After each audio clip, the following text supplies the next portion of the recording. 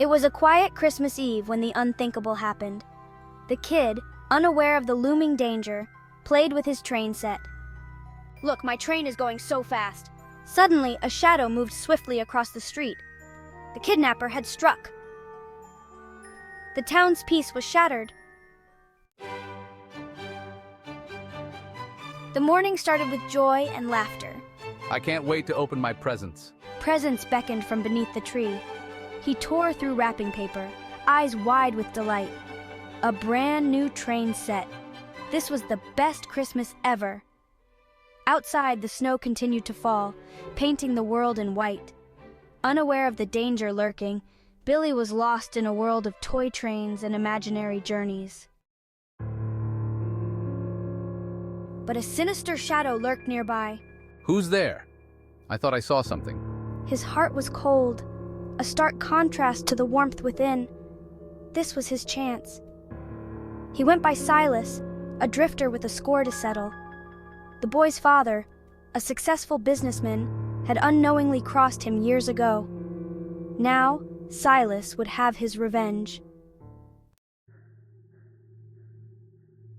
Suddenly, the kid was whisked away. Billy's mother stepped out for a moment, fetching hot cocoa. She left the front door slightly ajar, the winter air barely penetrating the warmth inside. It was all the opportunity Silas needed. He moved with a swiftness that belied his size, scooping Billy up in a flash. Help! Someone please help me!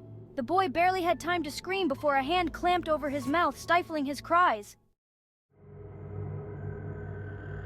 Fear gripped the hearts of everyone, tightening like a vice around Billy's small heart. As the world became a blur of snow and terror, the festive lights that once brought joy now seemed distant and cold. Billy struggled against his captor's grip, his small hands clawing at the air, desperate for freedom. But the man was just too strong, his grip unyielding, like iron shackles around Billy's wrist. They sped away in a beat-up truck, the engine roaring against the silent snowfall, a stark contrast to the peaceful morning.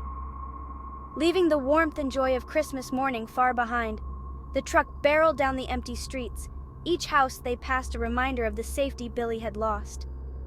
Billy's heart pounded like a drum in his chest, each beat echoing his growing fear and confusion.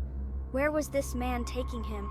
The road ahead seemed endless, a dark path leading into the unknown. I'm so scared.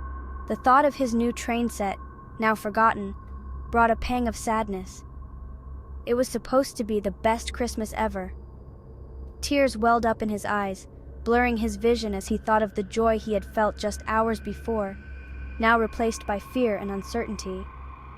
He clutched a small toy in his pocket, a gift from his parents, now his only source of comfort. The truck turned onto a narrow, snowy path leading into a dense forest, the trees looming like silent sentinels. Will I ever see my family again?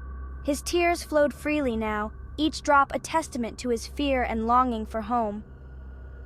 The truck finally stopped in front of a dark, isolated cabin, its presence foreboding and unwelcoming. Billy was led inside, his steps hesitant, each one taking him further from the life he knew.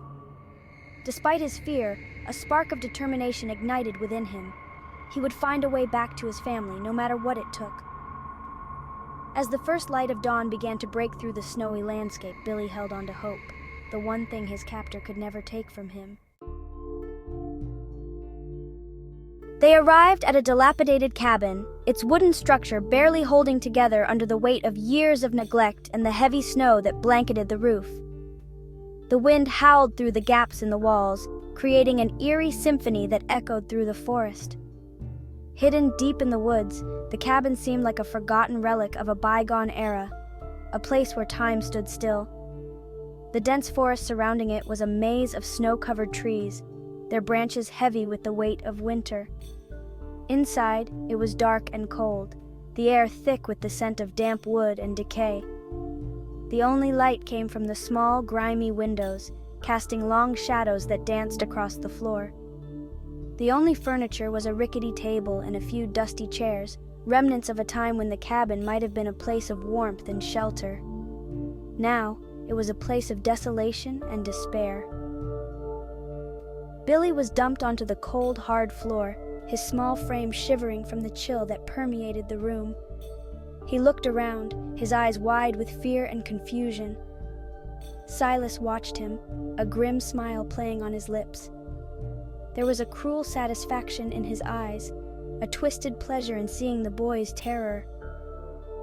Amidst the darkness, a glimmer of hope appeared. Despite the terror that gripped him, Billy noticed something. In the midst of his fear, a small spark of hope ignited within him. Silas never tied him up. Billy's hands and feet were free, a small mercy in an otherwise dire situation. Maybe, just maybe, there was a chance to escape. The light breaking through the cabin window seemed to beckon him, a glimmer of hope in the darkness. Maybe someone will find me. I have to stay strong. Back at the house, panic reigned. The cocoa lay spilled on the floor, a testament to the sudden chaos. Billy's mother, frantic with worry, called the police, her voice choked with sobs. The police arrived quickly, sirens wailing, their flashing lights piercing the snowy landscape. They swarmed the house, their faces grim. A child's kidnapping on Christmas Day was a nightmare they were determined to end. I hope they find me soon. Clues were found in the snow.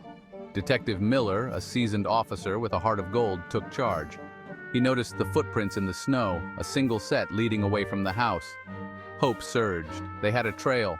Maybe this will lead them to me. Each fallen branch, each tire track in the snow was a piece of the puzzle. They were getting closer.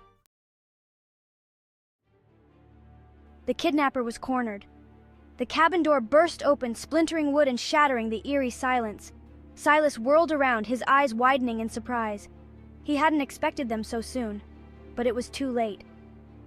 Detective Miller, with a swift move, apprehended Silas. Please let me go.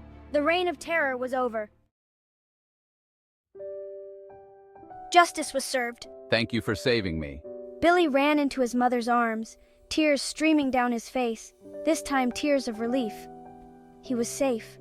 Silas was taken away, his face a mask of defeat. Justice would be served. For now, all that mattered was that Billy was home. Christmas could continue. Christmas After the Storm.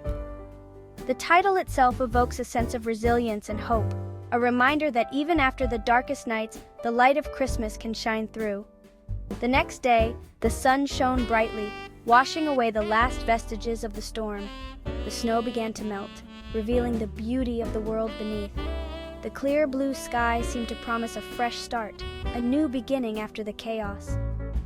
Billy awoke in his own bed, surrounded by the remnants of his Christmas presents. The cozy bedroom filled with the warmth of the morning sun felt like a sanctuary. The scattered presents were a testament to the joy and excitement of the previous day. I'm so happy to be home. It had been a Christmas he would never forget, a terrifying ordeal that ended in a miracle. The storm had raged outside, but inside the spirit of Christmas had kept them safe. The memories of that day would be etched in his mind forever, a blend of fear and wonder. As he played with his train, he knew that Christmas was more than just presents.